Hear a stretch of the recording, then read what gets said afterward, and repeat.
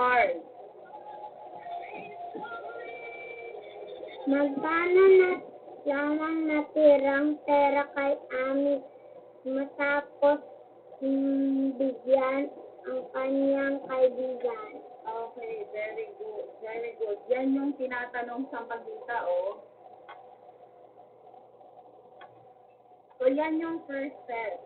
Supposed to be, yan yung sinulat niyo sa first set. Kanina nahihingi ko, tinatanong ko kanina. Gusto mo masira yan? Sinatin nyo kung ano yung tinatanong. Ano ba yung hinahanap sa problema. Okay, ayan o, magkano na lamang ang natirang pera kay Ami matapos bigyan ang kanyang kaibigan or magkano ang natirang pera kay Ami. At huwag kalimutan yung question mark. Okay. Huwag kalimutan yung question mark. So, yan yung dito. Yan. Tinatanong sa suliranin ang halagang perang natira kay Ami. Okay. So, yun yung tinatanong, di ba, kung magkano. Next. Ano ang mga datos na inilahad sa suliranin? Ang mga datos ng pagkita. Ilan ba yung pera niya? Meron siyang 150 at 50 pesos. At huwag pagkalimutan yung peso sign sa pagkita. Yan. Pagkalimutan yung peso sign. Ayan, renowing, meron ditong pera. Ayan. At 50 pesos. Yan yung mga datos. Yan yung pangalawang step. Alamin kung ano yung mga numbers ay mga numero na ibigay sa inyo sa suliranin na kunig sa pagkita. Kasi mamaya, pagdating natin sa multiplication, meron namang ganyan, hindi ulit kayo makakasagot. So, kayo nga. Babalik ko kayo ng grade 2. Wala kayong, hindi ako magkakaakit ng grade 3 kung ganyan. Next. Ano ang operation na dapat gamitin? So, subtraction, di ba? Kasi, nabawasan yung kanyang 150 pesos ng 50. Dahil yung 50 nga, ay saan napunta? Saan napunta yung 50, AJ?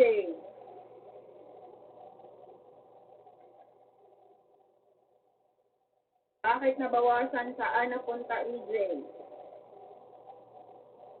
Sa kaibigan niya. Binigay niya. Okay, binigay niya kay Danny. Of course, dahil may 150 nga, bawas ang pagkita kayo, may 150 pesos kayo. Walang baon yung kaklase ninyo, binigyan nyo ng 50. So, ano bang gagamitin ninyo? Subtraction, minus. Okay. Kasi binawasan yung 150 mo ng 50 pesos. So, ang gagamitin nating operation, step 3 sa pagkita, ay subtraction. Again ha, step 3 to. Step 4. Ano ba yung step 4? Ito. Ano ang pamilang na pangungusap or yung mathematical sentence? Number sentence. Ito. 150 yung pera mo. 150 pesos minus subtract or bawasan natin ng 50 yung 50 na binigay mo kay Danny. So, equals N. Huwag kalimutan yung N. Ano ba yung N? Yan ay number. Pwede sa number dyan na sagot dapat. Next. Last step. Okay.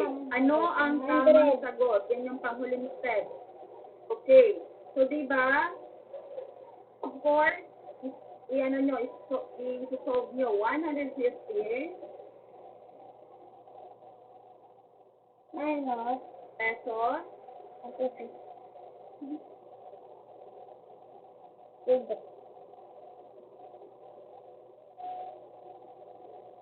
minus i-column nyo sa pagkita para hindi kayo mahirapan. Pasensyahan nyo na yung sulat ko dyan kasi sa ano lang ako. Yan, 50. So, 0, automatic 0 yan. 0, tuldok. Okay. 0, 0 minus 0, okay, 0 yan. 5 minus 5 equals 0. So, and 1. So, 100 ang natira sa kanya sa pagkita. Anong 100 yan? 100 na kalabaw, 100 na Sa, okay, anong 100 yan?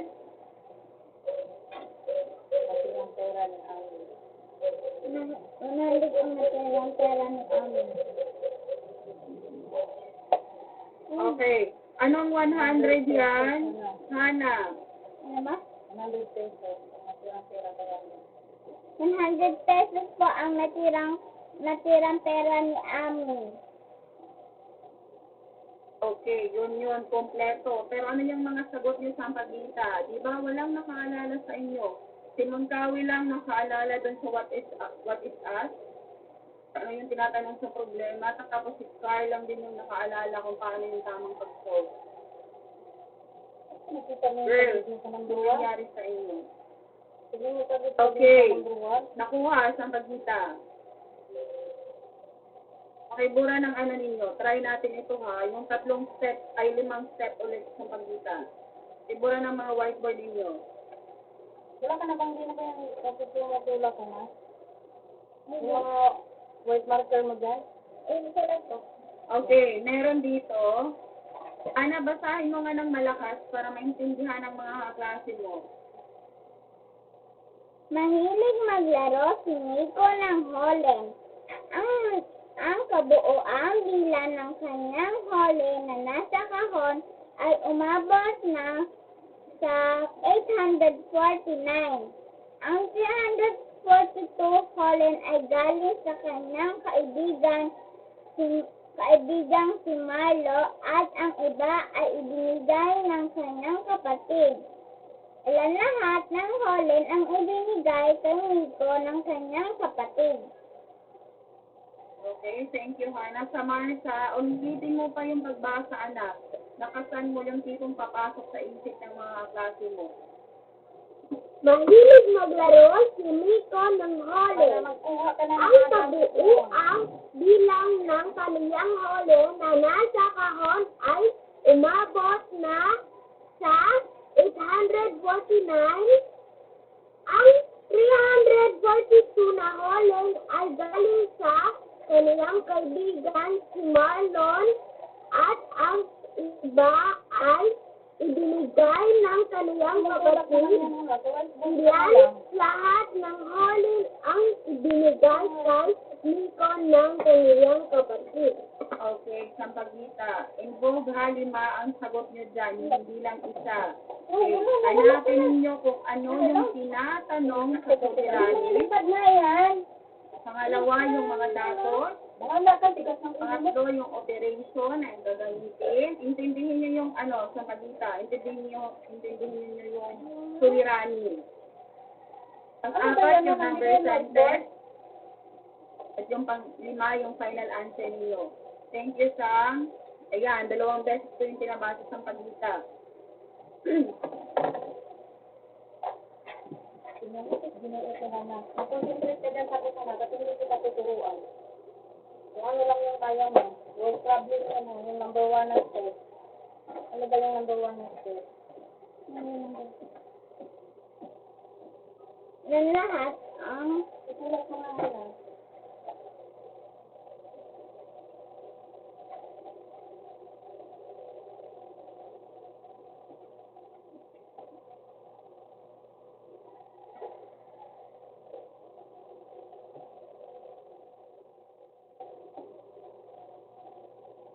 Ayun ko muna kung sila.